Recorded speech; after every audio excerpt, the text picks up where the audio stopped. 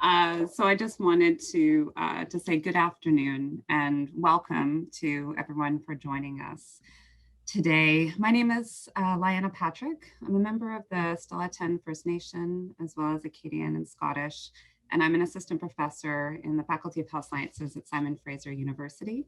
And I'm joining you today from the ancestral unceded lands of the Musqueam, Squamish, and Tsleil-Waututh in currently known as Vancouver, BC. So thank you so much for being here. I'm really pleased to be a moderator for this session. There will be concurrent breakout sessions. A few little housekeeping things I will remind you of throughout today and tomorrow. And there are all the details about the sessions, including the Zoom links, are all in your conference schedule, which you're here, so you probably have all of that. As you noticed, it just had the recording, so please be mindful that the session is being recorded. And if you want to ask a question anonymously, feel free to send me a private message in the chat, and then I'll bring it forward afterwards. And then just quickly, we have attached, I think for those who were in the previous session earlier on, we attached a self-care guide in the chat that has resources and tips. And it includes suggestions for you to think about so that you can be as comfortable and safe as possible, whether that means, taking stretch breaks, staying hydrated, whatever keeps you centered. And the guide also includes a number of resources if you feel you might need some mental health support. And please contact anyone from the team if you require support or have questions. So members of the support team are named on Zoom as Fraser Center staff and are also the people with our event logo as the Zoom background. So without further ado, it is my pleasure to introduce the presenters for this session. So Amanda LaVallee is Red River Métis from Saskatchewan, Spears, North Battleford, and Saskatoon. She is an assistant professor in the School of Social Work and Human Services at the University of the Fraser Valley. Bobby Henry is Métis from Prince Albert, Saskatchewan. He is an assistant professor in the Department of Indigenous Studies at the University of Saskatchewan and is the current director of the First Nations Métis Health Research Network, part of the NEAR networks. And Chelsea Gabel is Red River Métis from Rivers, Manitoba. She holds a Canada Research Chair in Indigenous Wellbeing, Community Engagement and Innovation, and is an associate professor in the Department of Health, Aging and Society and the Indigenous Studies program at McMaster University. We just ask that you please keep yourself muted during the presentation, and as time permits, we'll have Q&A at the end, and then you can unmute and ask your questions. So I'll pass it over to our wonderful presenters for today. Merci. Thank you. Well, as you see, our title of the presentation today is Valuing Métis Identity and Wellbeing Through a 5 R's Lens. This is our digital storytelling journey. Great. Next slide, Amanda. Oh, there we go. Great. Great. Well, thanks very much for hosting us and having us. So, and for the introduction. So my name is Chelsea Gabel. And as noted, I am a Red River Métis woman from Rivers, Manitoba, and spent most of my childhood and youth growing up in southern Manitoba and western Manitoba. And I'll just pass it on to Amanda to introduce herself. Thanks. I'm Amanda LaVallee, and most of my childhood I grew up in the prairie provinces. So all of my Indigenous knowledge comes from Saskatchewan mostly. I grew up hunting, trapping, fishing, picking medicines, fiddling, jigging, you name it. But when I grew up, I was more, I assumed those things, we did those things because we were poor. We never really connected that to us being Métis because it was about complete denial. We were French. Everything was about being French, not necessarily Métis. So that's a little bit about me, and I'll pass it to Bobby. Sure. Good afternoon, everybody. It's a pleasure to see everybody and to be a part of this, and for Amanda and the organizing committee to put all these panels together in all of this, and I'm just really grateful to be a part of it. My name is Robert Henry, or Bobby Henry, Métis from Prince Albert. So yeah, just to go off real quick, growing up, I knew I was Métis, but I grew up just west or east of Prince Albert in an all-white farming community. And because I'm white-coded, basically I was told to hide my Métis identity around my friends. I was told don't say you're Métis, say you're French. and everything else. But at the same time, then I'd go into Prince Albert and I'd go to where my grandparents, because I mostly lived with my grandparents when I was growing up, on the West Flat of PA. That's where we were all Métis, just running around house to house and everything else. So I've been lucky enough that way to be connected, but also to understand the complexities of race and whiteness and what that all means with all of that. I come from a very large Métis family. My grandpa had 21 brothers and sisters, and we're all still fairly close. The elections that came up here, the M&S elections that went through, that's my family that causes all the shit on both sides of the political fence. So it's kind of funny watching that. But through it all, and you'll see my digital story that I'll show a little bit later on, you'll see where I kind of position myself within all of this and the importance of that digital storytelling has. And so with that, I'd like to hand it over to Dr. Gabel to bring us through everything. Thank you. Great. Okay, great. So today we're going to talk a little bit about a project we're working on. We know who we are, intergenerational understandings of Métis identity, health, and well-being using digital storytelling. So we're going to start off by talking a little bit about sort of the importance of community engaged research and kind of talk about some of the things that Charlotte Lope talked about in her talk this morning, and why it matters and why it's an important component of the research that we do. We'll talk a little bit about digital storytelling and what it is, and having just a quick peek at the agenda, it looks like there's a lot of interest and momentum around digital storytelling. So I guess consider this talk a bit of a sort of a background and introductory session to what digital storytelling is. Some of the strengths and weaknesses. It can be quite transformative, but when we're working with Indigenous communities, there are also challenges and constraints. So we really want to highlight those, particularly from an ethics perspective. We'll talk a little bit about the process and go through specifically our process. So before the project that we're talking about is funded by a SSHRC Insight grant, but before we sort of start the process, we wanted to really go through the process ourselves and make our own digital stories about what it means to be Métis. So we'll share one or two of those with you, depending on time, and then sort of end with some of the ethical considerations around the method, the impacts on Métis identity, and sort of have some concluding thoughts.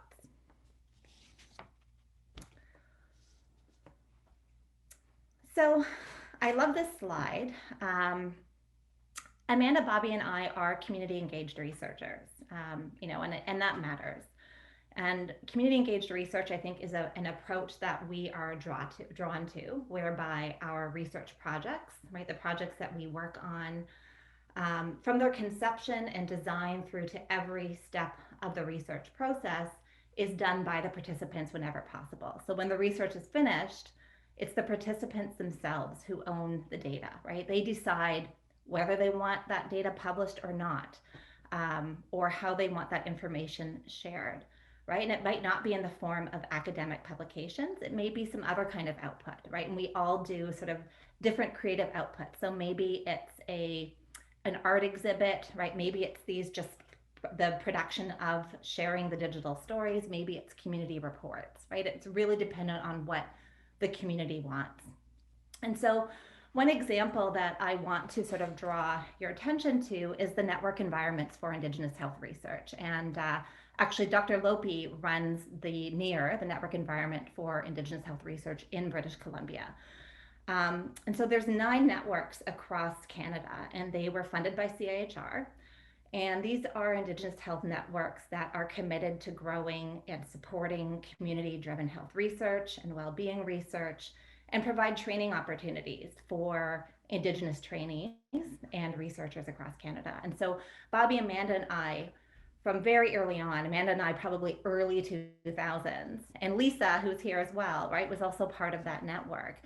And it's where we all connected, right? And for me, it was through these networks, right, where we received our training, where I learned about Indigenous methods. It's where I learned about arts-based methods. Like, I didn't know that arts-based methods were something we could actually do in research. It's where I became really passionate about community engaged research and started to really understand its importance and the strengths. And so I think not only were we able to network with other Indigenous students and faculty, but it's where we met other Métis researchers, right? And other students and other faculty members. So when I look at these pictures, if you look at the far right, I look at Dr. Janet Smiley as one of, right, a Métis scholar who I really look up to, right? I look at Dr. Kim Anderson, who was a PhD student along with us in the early 2000s in this network. Right, and it was these networks and it was these people and students that were really sort of transformative, right? Not only for our own training and careers, but for the mentorship and for the friendships that continue today. Okay, so I'm going to talk just really briefly about this project and why it's important and why we decided to do it. So Amanda, Bobby, and I, back in 2016, we attended the Native American and Indigenous Studies Association conference, right? It's probably the biggest Indigenous Studies conference in the world. And we were part of a pre-conference that talked about Métis studies. And so we are at a table, right? And it's an opportunity for Métis scholars to sit around the table and talk about, research that's going on, current issues that are going on. And we were having a lot of intense discussions about Métis identity, right? Who can claim Métis?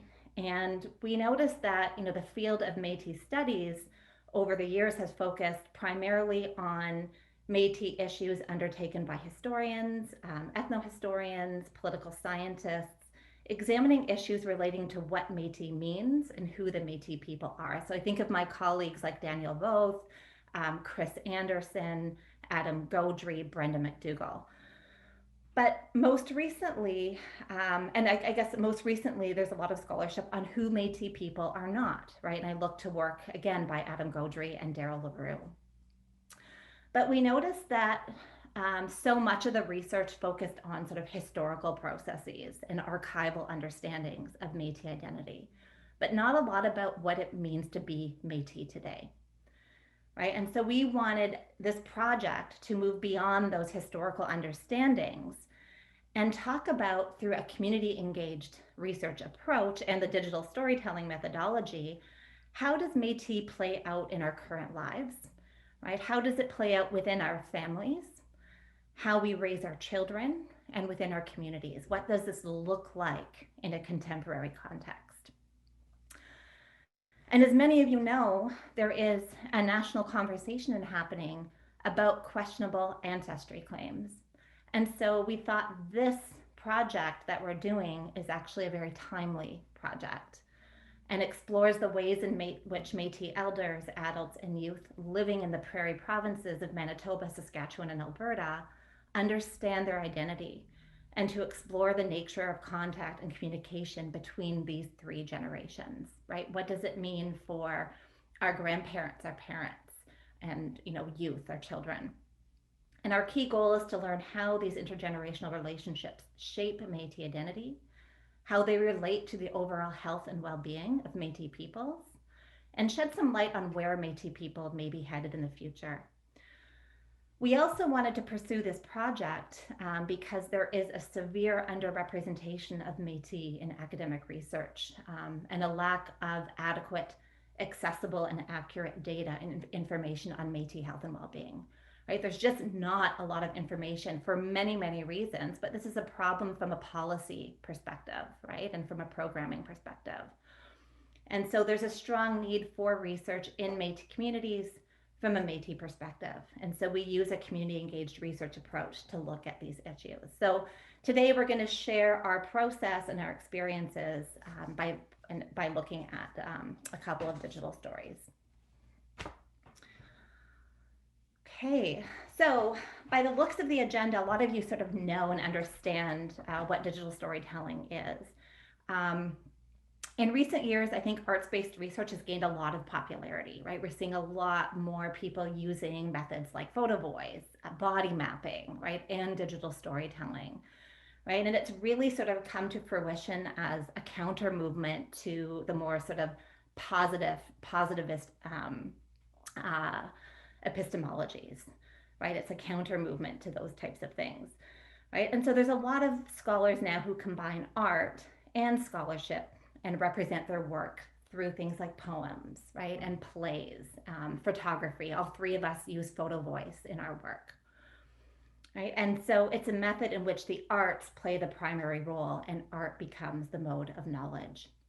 And so digital storytelling itself involves the creation of 3 to 5 minute videos that integrate multimedia materials like photos, right? Your own voice, drawings, music, and many other things, right? And so this whole method came to fruition through a workshop by Dana Atchley at the American Film Institute in 1993 that was then adapted and refined by Joe Lambert. And that's where we actually received our training by Joe Lambert at what's called the Story Center in Berkeley, California.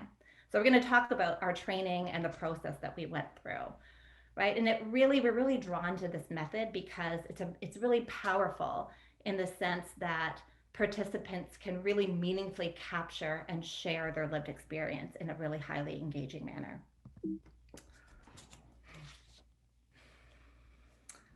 Okay, so there's a lot of strengths in arts-based research. I write a lot about this, right? I think for so many of us who use these approaches, we find that they can be really transformative, right? At both an individual level, but also at a community level. And I think, right, there's a lot of validity in that. Storytelling has been used as a tool for the transmission and sharing of knowledge and values, right? Because it's a natural and yet powerful technique to communicate and exchange knowledge and experiences.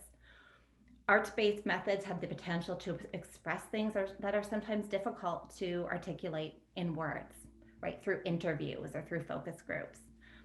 It's an effective way to include certain individuals, right? It's like Indigenous communities in a research study that impacts them. It places control of the research into participant hands, and it allows people to present their own perceptions of issues, right? It's about self-determination in research, right? Ultimately, digital storytelling is a process that is led by community to address their concerns and their strengths. And by this, I also mean it privileges local knowledge and experience. It emphasizes equal partnership and community participation. It provides opportunities for reciprocal capacity building and shared decision-making responsibility. And there's an explicit intent to produce knowledge that contributes to social and policy change, right? It's also a culturally relevant tool and congruent with Indigenous ways of knowing, right? And traditional ways of sharing knowledge. And I like to sort of point to this slide, and it's an article that I contributed to a couple of years ago in the Canadian Medical Association Journal, and my Photo Voice project actually made the cover of this journal. And I think this is in many ways an important signal to the health sciences and medical community that community engaged research, arts-based research, qualitative research is important, rigorous, and valid research, right? That Indigenous knowledge is valid scientific knowledge.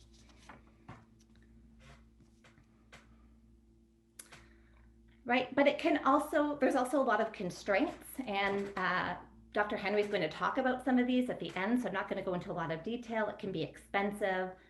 Not everyone is comfortable with technology. It's more lengthy and time consuming than a lot of other research methods, right? You expect a lot out of your participants in the communities, blocking out 4 to 6 day periods, right? Back-to-back days can be challenging for participants who might live with a chronic illness, who have kids, or simply aren't interested in participating in research, right? Research isn't always a priority for communities, right? There's also the constraint of demonstrating scientific validity of this type of method. And then there's ethical challenges, right? The inclusion of Indigenous knowledge. There's privacy concerns for Indigenous peoples, right? Not everyone is comfortable sharing and showing certain information, right? That can have consequences.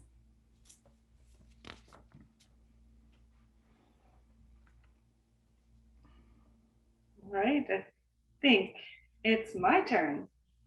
So as a research team, the three of us, we flew to San Francisco, and we actually attended a 3-day workshop held by the Story Center in Berkeley, California. These workshops can be anywhere from 3 to 4 days long. We specifically wanted to get this training so that we could actually learn this method and test it out on ourselves before using this method on any of our community members. This 3-day workshop really put us out of our comfort zone. We had to think about and share some of our own personal stories. And some of these stories actually brought up various emotions, and that, you know, as a team, we actually worked through together. However, like as a research team, it was a great opportunity to really get to know each other and really share our personal stories with each other in terms of our Métis identity, which we created this collective story. Because many of the other participants in the workshop actually did not know who Métis people were or are in Canada. The training itself, the experience was actually quite intense, reflective, and introspective. So here's some of the schedule and how it typically works. So day one was getting to know each other. So at our workshop, there was 12 other individuals. I believe 6 were Indigenous and Métis from Alberta and Manitoba, I believe. And the other 6 were non-Indigenous from various places throughout the United States. On our first day, we learned about the digital storytelling method. We engaged in a story circle. Every person had the opportunity to share their story, the story that they were considering to use for the digital story. We provided feedback for each other, and we also developed our scripts that first day. On day 2, we continued. It was about continued working on our scripts, what we were going to say through our story. So we worked with other individuals going through our story. We had help editing our stories. Day 2 is also about uploading our images, getting used to the software, learning how to use sound or music behind our words. We also did our voiceover recording on day 2. For us, day 3 was our actual last day, so it was pretty intense. But typically on the last day is when we do a group screening of everybody's digital stories is done. There's a big celebration at the end because we have all completed our digital stories. So in the following slides, I'm going to share how the digital storytelling methodology, how it relates to the concepts of the 5 R's of Indigenous research methodologies. And I'll do this by sharing our own personal process of creating our digital stories. Many audience members may have heard of the 4 R's. Sometimes this is applied to research methods, sometimes referred to teaching practices, sometimes applied in social work. These terms were first explained by Verna Kirkness in her article titled First Nations in Higher Education, the 4 R's, Respect, Relevance, Reciprocity, and Responsibility. I believe that was in 1991. Within this presentation, I'll be discussing a 5th R. So I'm including relationships or relationality within this presentation. So for us, it was a relational method. So within an Indigenous worldview, we know relationships are considered vital because they allow for the transfer of knowledge between individuals and generations. Relationships provide people with a critical sense of belonging, of being valued, and it provides us a network of historical linkages and social support. So at the beginning of the digital storytelling workshop, all of the participants began, we started by sharing who we are, where we live, where we work, play. Also, we shared our intentions for the workshop. On that first day, it also included a story sharing circle. This is where each of us took a turn to share a story about what we might want to include in our digital story. At this point, each person had the opportunity to talk, to share. But as participants, we also had to listen intently. We listened to each other's stories and provided feedback for each other on the parts of the stories that we heard that stood out most for us. This process helped us to consider what parts of our stories that we and others speak passionately about, as well as the aspects of our stories that have the most impact on those listening. So many of the stories shared within our group were of past, present, future, of the hopes, aspirations, and motivations. These stories, everybody's stories, were embedded in their identities, in their worldviews, and they were centered around family, community, and their nation. The Story Circle provided a space for relationships to develop. That process also speaks to the reciprocal nature of storytelling and story listening. So reciprocity, it's a reciprocal method. Reciprocity reflects an Indigenous relational worldview and the understanding that we must honor our relationships with the land, with people, and of all things. Reciprocity is also about the sharing between two individuals in order to connect them together in the acts of giving, receiving, listening and talking, teaching and learning. So for an example, that's storytelling and story listening.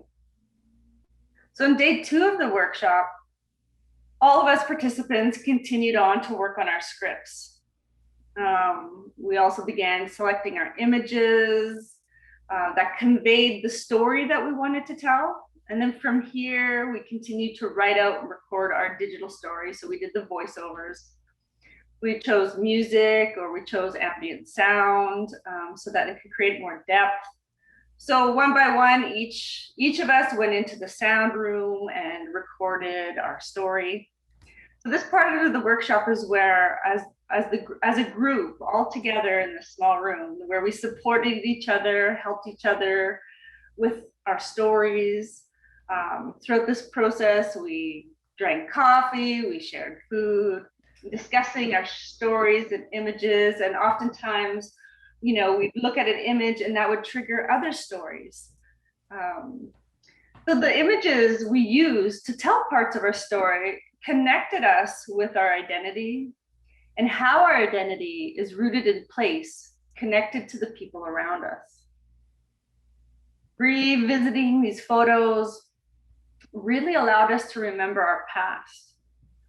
For us, this included picking berries, picking fruit or mushrooms, followed by making jams, jellies, and preserves. It also included visiting our aunties, uncles, cousins, and grandparents, and extended family and friends, attending kitchen parties where we would eat, play cards, jig, fiddle, play music, sing, storytell, and story listen. By sharing our stories and photos, we also shared our emotions. Sharing the intimate details of our memories attached to the photos, often triggered sadness, sorrow, anger, but they also provided us with a deep sense of connection, pride, and joy. So it's a relevant method. So we know that storytelling is used to define Métis people culturally, ideologically, and individually. Stories teach facts and provide lessons about ourselves, our culture, our ways of viewing the world. The digital storytelling process recognizes elements of storytelling, including oral tradition, the writing process, and the power of visuals. So for us, using the digital storytelling method, we were able to create a meaningful narrative in our understanding of our identity. Our stories allowed us to connect to our past, our present, but as well as our future for our children. So creating our digital stories help to reinforce our Métis identity and how it is connected to place, land, community, and spirituality. So the process of sharing our photos and telling our stories was relevant to us. We know that storytelling nurtures relationships and nurtures the sharing of knowledge and culture. Who we are as Métis people is anchored in our histories, and knowing these histories provide us with strength and resilience. So being Métis and sharing our stories helped define our people, our nation, and helps us to understand our identities as we tell stories of what we know, how we think, and what we feel. Our stories help to preserve our culture and pass on our cultural knowledge to our children, helping to keep our identities alive. But within this whole process, respect required us to listen intently to our stories, but also the stories and the experiences of everybody else in the workshop. So a digital story is a respectful method.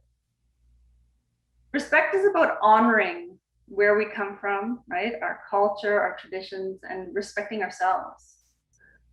It is the driving force of our communities because it impacts all of our life experiences, including our relationships, our health, and work.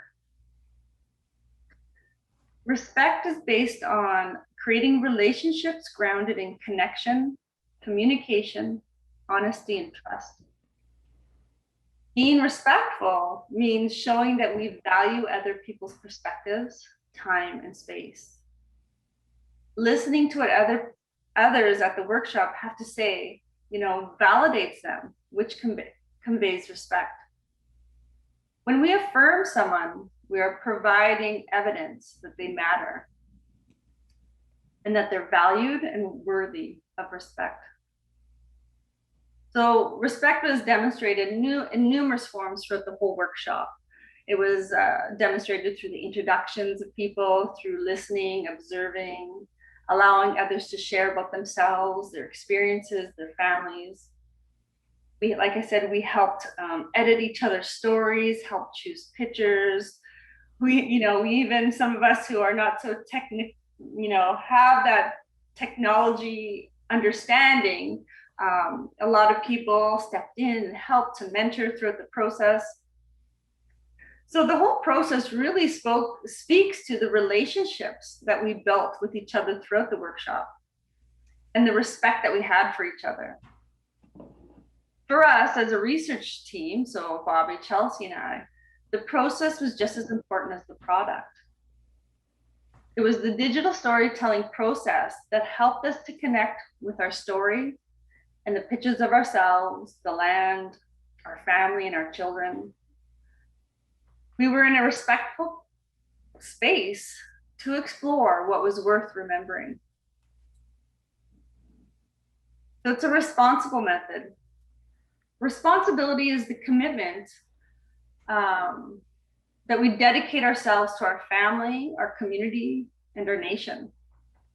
Responsibility is empowerment and is fostered through active engagement and participation in the digital storytelling workshop and with the method. Oopsie.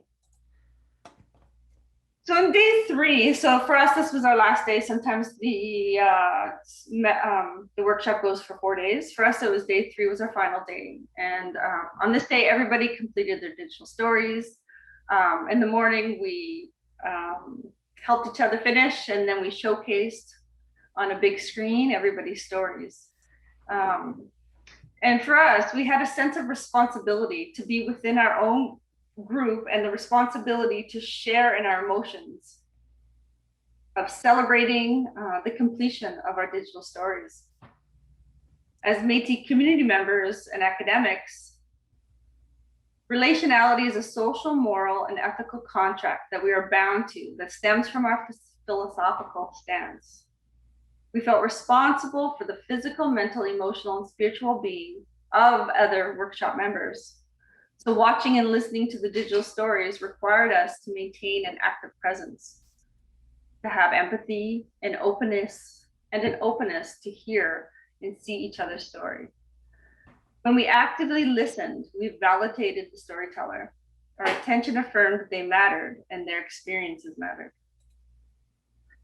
I'm just going to pull up, we're going to show Bobby's digital story now. So I'm just going to pull that up. And one of the reasons is, as you saw here, we stopped the recording because there's some photographs in there that I don't really want to be made public outside of a certain group right now. And there's some ideas in there that as researchers, we're just trying to work our way through. And so we want to try and keep some of that there. But when we start working at this with populations and individuals, things we have to start looking about is vulnerability. And as Amanda went through the process and the 5 R's and everything else, like how do we build those relationships to have people become vulnerable in these spaces, to open up? Like I said, I'm a community engaged researcher with visual research, but I have a hard time being vulnerable. So how do we build those ethical relationships there? What about trauma? What is the way in which, what if people are talking about trauma within their story, that their parents went to day schools or residential schools, or they engage in poverty or abuse and it's part of their story? How do we work with that? What is the consideration? Confidentiality is one of the big ones within my research within street lifestyles. How do you make some things confidential? How do you keep people's names or places out? What happens if there's children in there? What happens if we already have enough negative perceptions of Indigenous people? What happens if there's a beer bottle in the back table? What happens if there's a bed on the floor and the digital story gets made public and Child Welfare Services sees this? What is the impact that that's going to have within that, but yet the people want to talk about? There's the idea of being intimate. What about relationships that have been going on, or they talk about relationships that people don't, the other person doesn't want their relationship to be known within the community. Healthy boundaries. The idea of time. This is something that we always talk about within community engaged research, and Dr. Gabel talked about, is the idea of like the amount of time it takes to build this and to think about it is not easy. So this is a method that you really have to start thinking about and working with individuals early on. What is the story you want to tell? What is that grand question you want to ask or have them answer?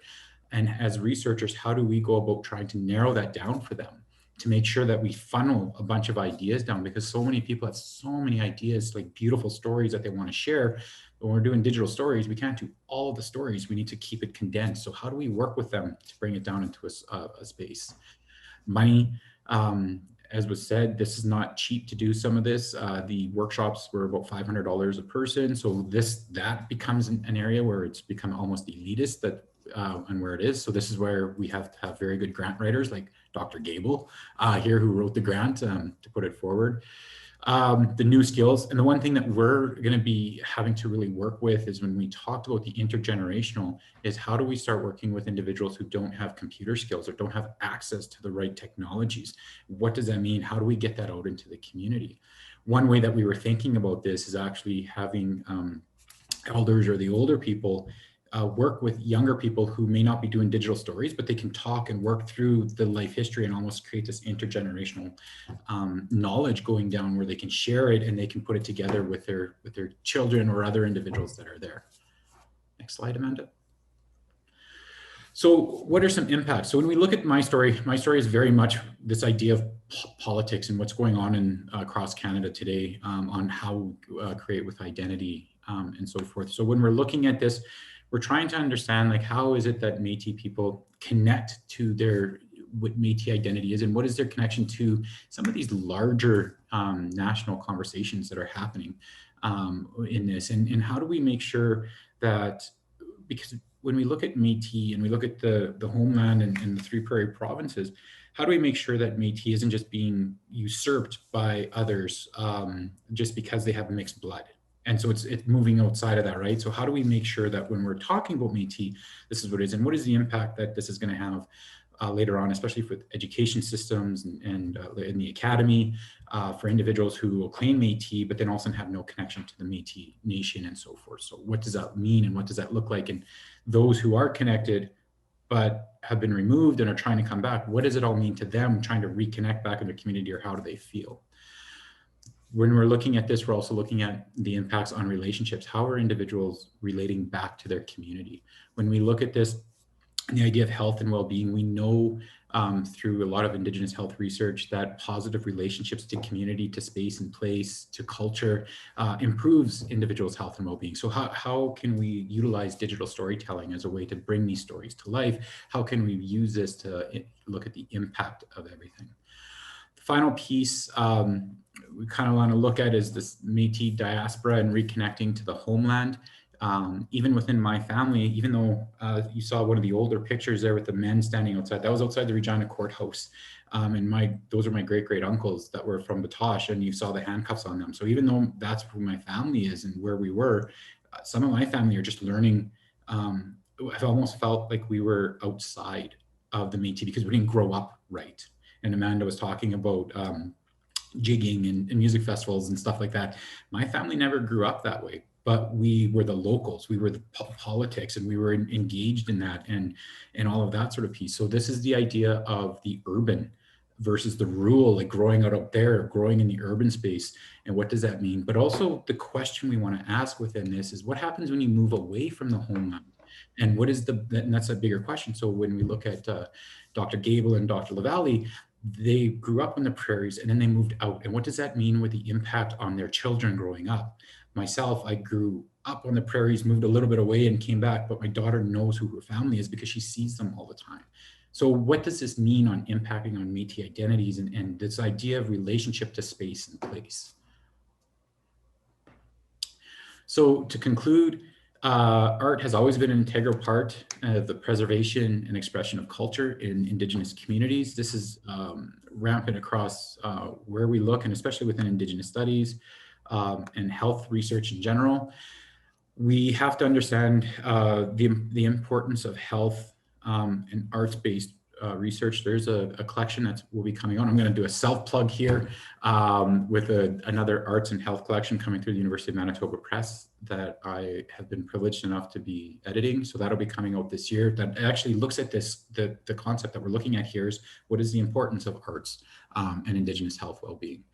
And when we look at digital storytelling, we're looking at it through a way in which how do we create intergenerational knowledge transfer? And what does this look like through different mediums? So we don't always have to go and sit around a story or do a kitchen table talk, but what does it look like when we can actually share these in different mediums? What does it look like when I may not be able to show up somewhere and we go back to Batoche or we go to other places and we can have these videos rolling over and over again where people can see them and sit down and take it on their own time. And what is the impact that it's going to have in the social and political commentary?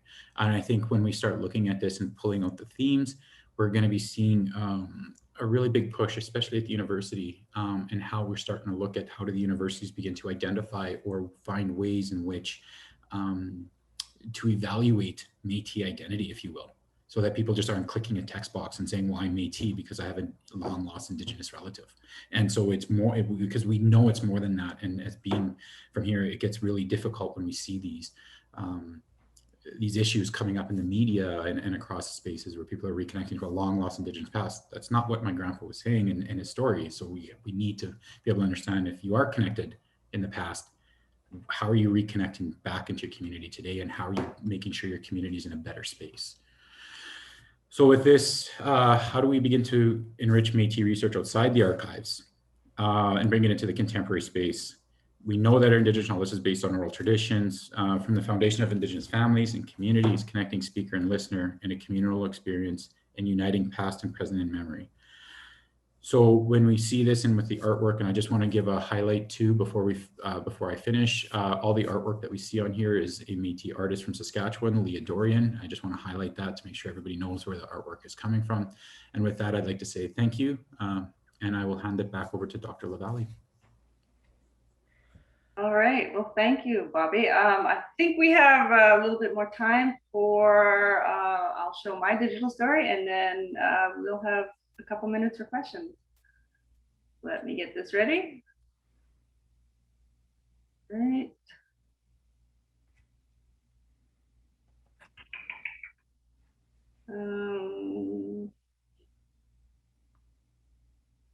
Here we go. All right. Share my screen.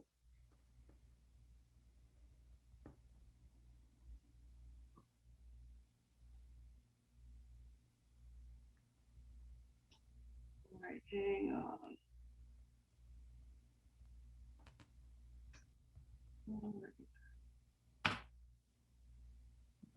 Coming up here. Stop share. Hang on. Okay.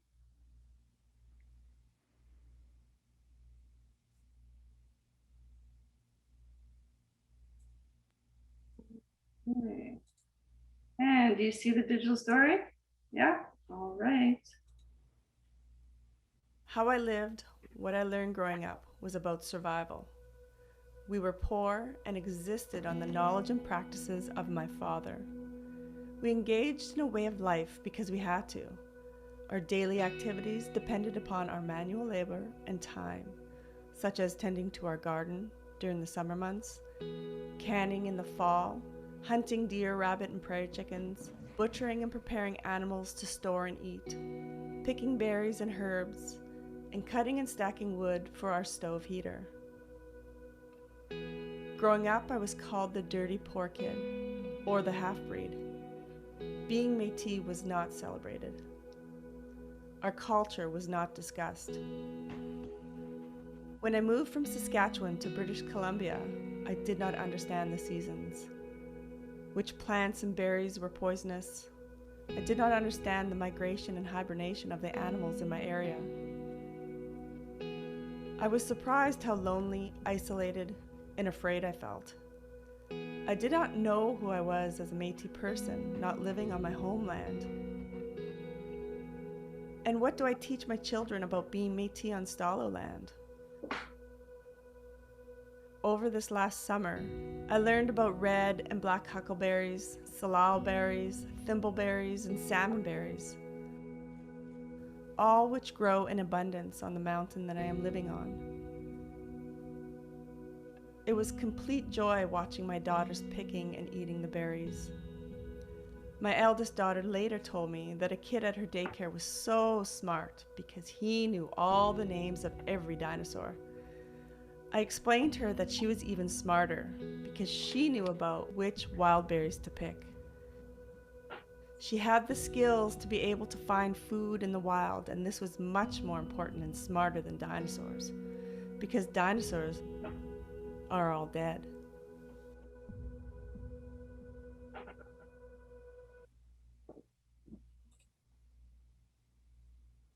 All right. Well, that concludes our presentation. Any questions? Thank you so much, all of you, for that fantastic presentation. It was so interesting. So we've got about 3 minutes left. So if anybody wants to, yes, we have somebody in the chat, Mary, who would like to ask a question. Do you want to unmute yourself? Hello, everybody. Amanda and I know each other, so sorry, Amanda. I've got a question for you. That was phenomenal. Thank you so much for that. That represents such an important way to go about research that I really appreciate so much. Because I'm an educator at heart and a researcher, I'm always thinking about how this can translate into the classroom. So my question is a digital storytelling with an identity component something that you might consider as something appropriate for a classroom? Well, thanks, Mary. I love that question. Actually, in the classroom, for those that don't know, I teach in social work and human services at UFE. I actually do digital storytelling for an assignment in my classes, specifically the Indigenous social work class I teach. I have, for an end project, I have a project where students have to talk about allyship and use digital storytelling as a way to convey what that means for them as a social worker working in the practice. So I do it. Yeah. And through other, through social justice practicum I've been doing, they did a digital story to share their overall learnings. So it's something that I've been pulling in and out of the classroom. And I believe Chelsea and Bobby have started to as well. I used ArtsBased. I teach Indigenous research methods and ethics in Indigenous studies at McMaster, and use Photo Voice in my classes. And it's a great tool. It's also a great tool to use online with your class right now. So amazing. Thank you for that. Thanks. Anybody has a really quick comment or? Oh, Go ahead. sorry, Amanda. Go ahead. We just have a minute. So I was just going to say, if any of you want to wrap anything up or had any thought that you wanted to share in the last minute, it's probably all we have time for, unfortunately. All right. Well, Amanda, last words. Last words. Thank you. That was amazing. I'm very sensitive about sharing my digital story still. And when I share it, I still almost always cry. Just that sense of vulnerability. So it's still hard for me to share. And I actually don't, I mean, I shared mine in the workshop with the participants and with Bobby and Amanda, but it's, you know, it has a lot of photos of my family and my daughter. And so to share it in a public space, you know, you know, there is ethics around that. And so I'm really cautious about who I share with. Mm-hmm. I just want to affirm there are so many comments coming in. Thanking you for sharing that. How beautiful, how courageous, and the vulnerability that you've shown to share and to participate in this session was very much appreciated by everyone here today. So masicho to each of you, and please join me in thanking all of our presenters so much for sharing this important knowledge with us. So, Thank you. Thank you.